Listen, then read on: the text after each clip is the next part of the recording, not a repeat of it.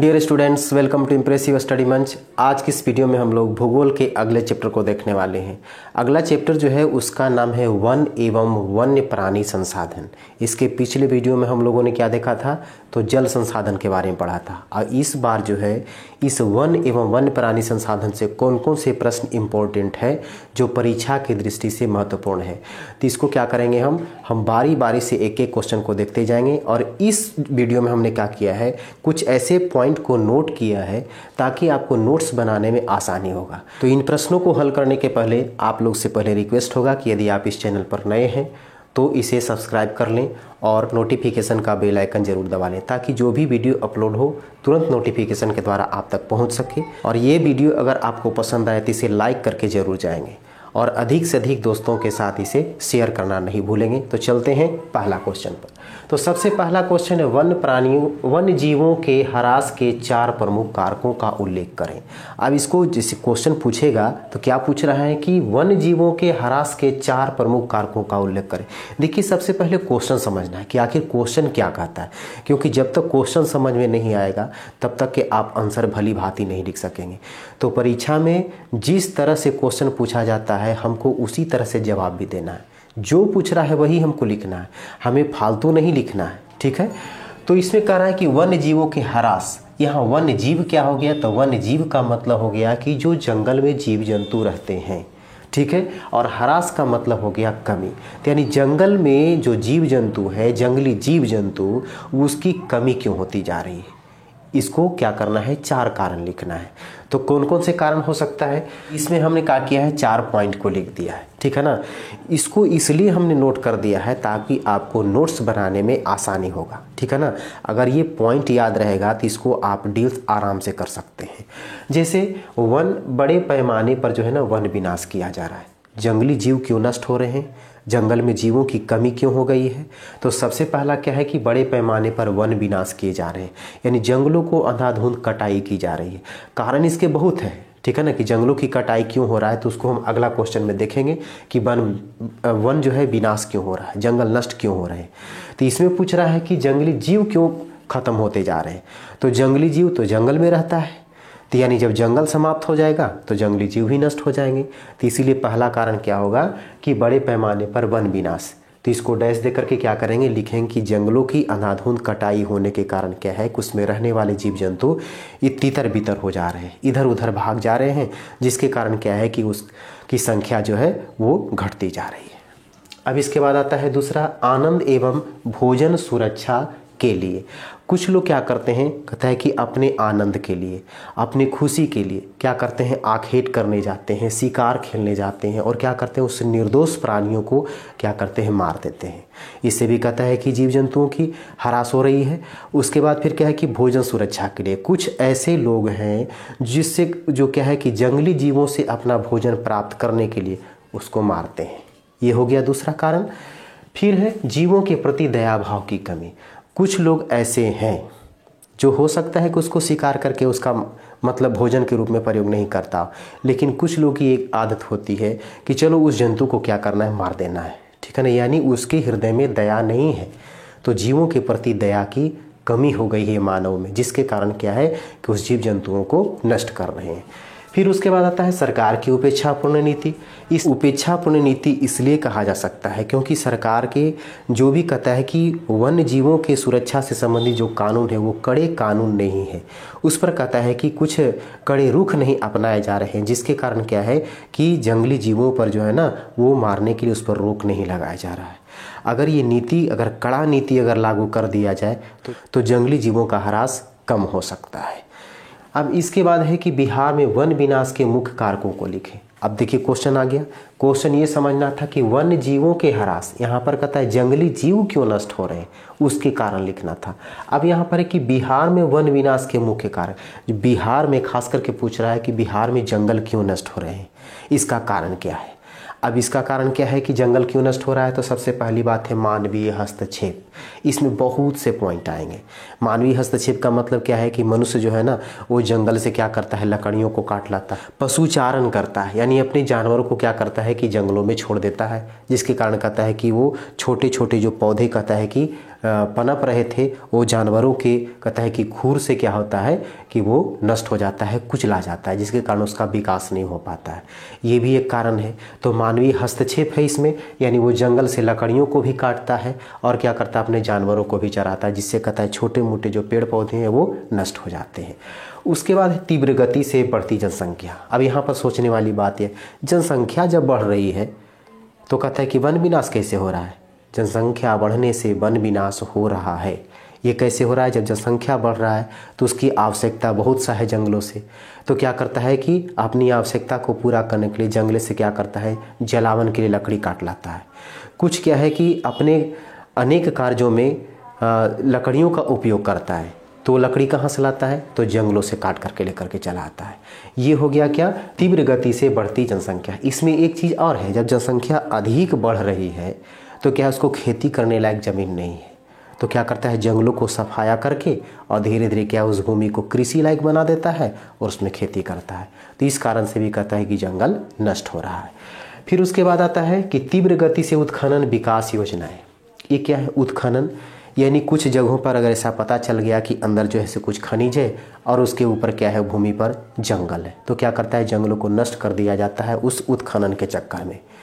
फिर क्या है कि सरकार की बहुत सी योजनाएं हैं, जैसे मान लिया जाए कि कुछ ऐसे वन क्षेत्र हैं जहां से क्या है कि सड़क को पास करना है, रेलवे लाइन को पास करना है, तब क्या किया जाता है, तो जितना जगह उसको चाहिए उतना दूर क्या है कि जंगलों को सफाया कर दिया जाता है। तो इससे क्या होता है कि जंगल नष्ट हो जाते हैं। ये भी पॉइंट आ गया। अब इसके बाद आता है कि वनों में आग लग जाना। कभी कभी क्या होता है कि जंगलों में आग लग जाता है, तो आग लग जाने के कारण क्या है कि जंगल पूर्ण रूप से नष्ट हो जाता है।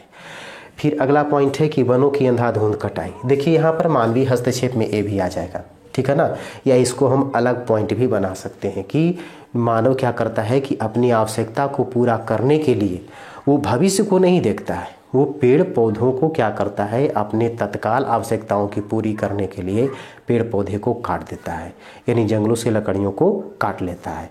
ये हो गया वो बिहार में वन विनाश के मुख्य कारण, ठीक है। अब इसके बाद आता है वन संरक्षण के 4 उपायों को लिखें। तो वन संरक्षण यानी अब जंगलों को हमको सुरक्षित रखना है, जंगलों को बचाना है, तो हम क्या करेंगे, तो जंगलों को बचाने के लिए हमें बहुत से काम करने पड़ते हैं। तो कौन कौन से उपाय करना होगा, तो इसमें से कुछ उपायों को हमने नोट किया है। तो जंगलों से केवल सूखे या परिपक्व वृक्ष ही काटा जाए। क्या करना है कि जो जंगल में जो वृक्ष सूख गया है यानी परिपक्व हो गया है, पूर्ण रूप से तैयार हो गया है, अब वो कहता है कि वो सूख चुका है, तब क्या करना है, उस पेड़ को काटना है। जो पेड़ पौधे हरे हैं उसको नहीं काटना है, जो सूख चुका है, परिपक्व हो चुका है, केवल उसी वृक्ष को काटा जाए। ये हो गया पहला तरीका। दूसरा है कि जंगलों में आग लगने से रोकने की व्यवस्था की जाए। ऐसा उपाय किया जाए, ऐसी व्यवस्था की जाए ताकि कहता है कि जंगलों में आग नहीं लग सके, या आग लगे तो उसको तुरंत बुझाने की व्यवस्था हो।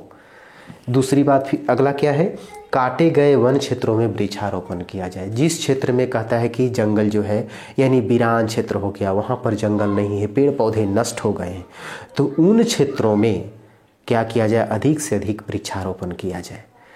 अब क्या है कि वन के उपयोगिता पर जागरूकता फैलाया जाए, मनुष्य को, मानव को ये समझाया जाए, उसमें ये जागृति पैदा की जाए, ऐसी जागरूकता लाई जाए कि जंगल से हमें क्या क्या फ़ायदे हैं, जंगल से हमें क्या क्या लाभ होता है। तो जंगल की उपयोगिता अगर उसको समझाया जाए, जागृति लाया जाए, तो जंगल को लोग नष्ट नहीं करेंगे। तो इस जागरूकता में हमें एक बात ये समझाना है कि जंगल है तो मेरा जीवन है, यानी पेड़ पौधे है तो मेरा जीवन है, क्योंकि पेड़ पौधे से ही कहता है कि हमें शुद्ध ऑक्सीजन मिलता है। पेड़ पौधे क्या है कि बारिश कराने में सहायक है। पेड़ पौधे क्या करता है, हमें सुरक्षा प्रदान करता है, यानी वो छाया देता है। अनेक प्रकार के कहता है कि जंगलों से हमें जड़ी बूटी मिलती है। पेड़ पौधे क्या करता है, मिट्टी अपरदन को रोकता है, यानी पेड़ पौधे जो हमारे जीवन में अनेक रूप से उपयोगी है, यानी वो एक जीवन का आधार है।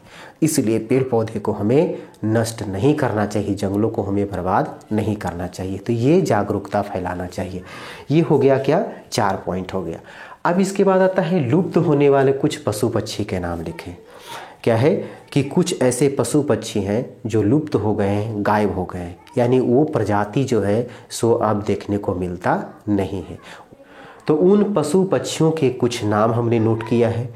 तो इसको इस तरह से लिख देना है कि पशु, तो पशु में क्या हो जाएगा कि नीली भेड़, ठीक है ना। पशु में क्या है, नीली भेड़ है, एशियाई चीता है। अब देखिए यहाँ पर चीता और चीता दोनों में फ़र्क है, ठीक है ना। ये देखिए अगर इधर से चीता लिख देंगे और ये चीता रहेगा तो एशियाई चीता, तो चीता मतलब क्या हो गया कि ये बाघ का एक जाति है, ठीक है ना। तो ये बाघ की एक जाति हुई तो चीता ये होगा। अगर ये चीता यहाँ पर लिख देंगे तो चीता का मतलब होता है लाश यानी मुर्दा, ठीक है ना। तो हमें शुद्धता पर ध्यान देना है। एशियाई चीता, एशियाई हाथी और भारतीय जंगली गधा, ठीक है। फिर भारतीय गेड़ा, फिर काला हिरन। इतने पशु जो है ना ये लुप्त हो चुके हैं, ठीक है। यानी इसकी प्रजाति जो है सो भूमि पर से समाप्त हो चुका है।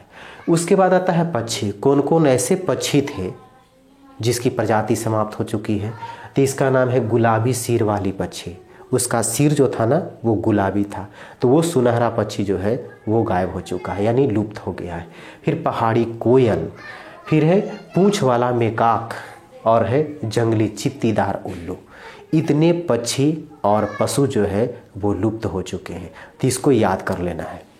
इसके बाद आता है बिहार में वन संपदा की वर्तमान स्थिति क्या है। क्वेश्चन समझा जाए कि बिहार में वन संपदा के मतलब क्या है कि वन जो है ना, जंगल की स्थिति जो है क्या है। बिहार में आखिर कितना प्रतिशत क्षेत्रों में जंगल है, क्या उतना प्रतिशत जो जंगल है उससे कहता है कि बिहार की स्थिति सही है या गड़बड़ है। तो देखा जाए इसमें क्या क्या है अभी वर्तमान स्थिति में। तो सबसे पहले ये देखा जाए कि बिहार और झारखंड दोनों क्या था, जब दोनों साथ में था तब जंगल की स्थिति सही थी। हो गया, कब बंटवारा हुआ था? तो ये 15 नवंबर, ठीक है, 15 नवंबर 2000 को ये कहता है कि बिहार झारखंड में बंटवारा हुआ, इसका विभाजन हुआ। तब क्या है कि बिहार में जो जंगली क्षेत्र बचा, कितना क्षेत्रफल पर जंगल है? मात्र जो है ना 6764.14 हेक्टेयर भूमि पर जंगल बचा हुआ है। ये कितना है? पूरा भौगोलिक क्षेत्र का जो है ना मात्र 1.7, कितना ना 7.1% है, ठीक है। ये इसका रिकॉर्ड है। याद रखना है कि विभाजन के बाद जब कहता है बिहार झारखंड से, जब कहता है कि अलग हुआ माने दोनों में बंटवारा जब हुआ, तब बिहार में कितना बच गया जंगल का क्षेत्र? तो मात्र 7.1% बचा है पूरे भौगोलिक क्षेत्र का। हेक्टेयर में पूछेगा तो कितना होगा?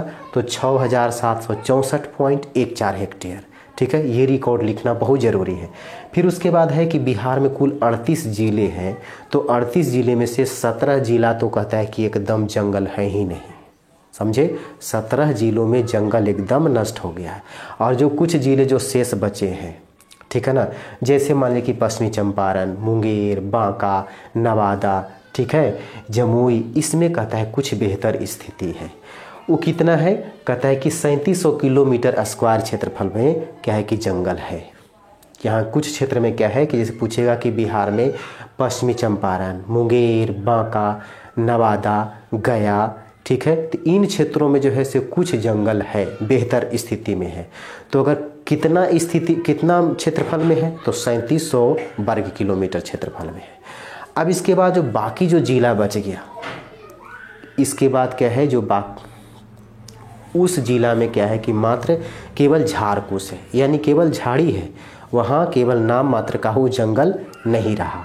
इसके बाद अगर पूछेगा कि बिहार में कुल भूमि का कितना प्रतिशत क्षेत्र में जंगल है, ये बिहार का टोटल पूछ रहा है। तो बिहार का क्या है कि बिहार के टोटल कुल भूमि का 4.6% भाग में जंगल है, ये याद रखना है। अब इसके बाद आता है चिपको आंदोलन क्या है। तो चिपको आंदोलन क्या है? देखिए नाम से ही पता चलता है कैसा आंदोलन है। तो चिपको यानी चिपकने वाला। अब किससे चिपकना है और ये आंदोलन क्या है? तो ये पर्यावरण सुरक्षा से संबंधित क्या है, ये आंदोलन चलाया गया था। कारण क्या है कि 1970 के दशक की बात है। कब की बात है? तो 1970 के दशक की बात है कि उत्तरांचल यानी उत्तराखंड में, गढ़वाल के पहाड़ी क्षेत्र में, उत्तरांचल यानी उत्तराखंड में क्या था कि कुछ ठेकेदारों के द्वारा क्या है कि जंगलों की कटाई की जा रही थी। और उसी के विरोध में क्या है कि जंगलों की कटाई को रोकने के लिए क्या किया गया, एक आंदोलन चलाया गया जिसका नाम था चिपको आंदोलन। फिर से इसको समझा जाए कि 1970 के दशक में गढ़वाल के जो पहाड़ी क्षेत्र है उन क्षेत्रों में क्या है कि उत्तरांचल यानी उत्तराखंड के क्षेत्र में क्या है कि जंगलों की व्यवसायी यानी ठेकेदारों के द्वारा वहाँ क्या है कि जंगलों की पेड़ पौधों की कटाई की जा रही थी, जिसको रोकने के लिए उसके विरोध में क्या है ये आंदोलन चलाया गया। वहाँ के लोगों ने क्या किया कि पेड़ पौधों को बचाने के लिए जो है वो सभी पेड़ से चिपक गए थे। इसी कारण से क्या है कि इसको चिपको आंदोलन के नाम से जाना गया। जब इस पर रोक लगाया गया तो कितने वर्षों के लिए, ये 15 वर्षों के लिए रोक लगाया गया। अब यही तरीका जो है यानी पेड़ से चिपककर पर्यावरण को बचाने के लिए यानी पेड़ पौधे को सुरक्षित रखने के लिए ये आंदोलन जो है इसका नकल जो है ये क्या है कि अनेक क्षेत्रों में फिर अपनाया गया कि पेड़ पौधे को हम किस तरह से बचा सकते हैं। तो चिपको आंदोलन कहाँ हुआ था, तो 1970 के दशक में गढ़वाल के पहाड़ी क्षेत्रों में, उत्तराखंड या उत्तरांचल में। ठीक है, कितने वर्षों के लिए हुआ था, तो ये जो रोकथाम किया गया 15 साल के लिए किया गया। तो ये था चिपको आंदोलन। वन एवं वन्य जीव प्राणी संसाधन के अंतर्गत ये जो इम्पोर्टेंट प्रश्न है इन सभी प्रश्नों को आप क्या करना है, नोट्स बनाना है। इसको देखिए इस तरह से लिखते चलना है। यहाँ हमने पॉइंट को नोट कर दिया, तो जब भी हम इसका आंसर लिखेंगे तो ऊपर में हेडिंग में ज़रूर कुछ लिखना है। जैसे यहाँ पूछेगा कि वन्य जीवों के ह्रास के 4 प्रमुख कारण लिखें, तो उसको सेम उसी तरह से उसी आधार पर लिखना है कि वन्य जीवों के ह्रास के 4 कारण या 4 कारक जो है वो निम्नलिखित है। अब उसके बाद जो है ना यहाँ पर पॉइंट दे करके हम इसको लिखेंगे। उसी तरह से यहाँ है कि बिहार में वन विनाश के मुख्य कारक क्या है या मुख्य कारण क्या है। ठीक है, तो बिहार में वन विनाश का यानी जंगल को नष्ट होने का कारण क्या क्या हो सकता है, तो उसको क्या करना है, इसी तरह से लिखेंगे बिहार में वन विनाश के मुख्य कारक निम्नलिखित है। अब उसके बाद पॉइंट दे करके लिखेंगे। इससे क्या होगा, इससे ये होता है कि अगर इसमें कुछ शब्द घट रहे हैं ना तब क्या होता है कि वो उसमें पूर्ण हो जाता है। और दूसरी बात क्या है कि आपको प्रश्न का उत्तर लिखने का एक सरल तरीका, आसान तरीका भी होता है और बहुत बेहतरीन तरीका होता है।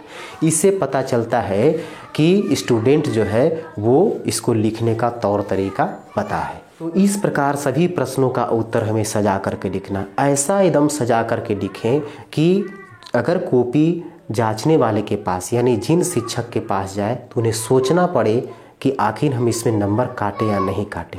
समझे, यानी उनको क्या करना है, ऐसा मजबूर कर देना है कि एक भी नंबर नहीं वो काट सके। ठीक है, उम्मीद है कि ये वीडियो आपको समझ में आया होगा, आंसर भी याद हो गया होगा। तो इसे लाइक करें, शेयर करें और कमेंट करके ज़रूर बताएं और अधिक से अधिक अपने दोस्तों के साथ शेयर करें। फिर मिलते हैं हम अगला टॉपिक लेकर के अगले वीडियो में।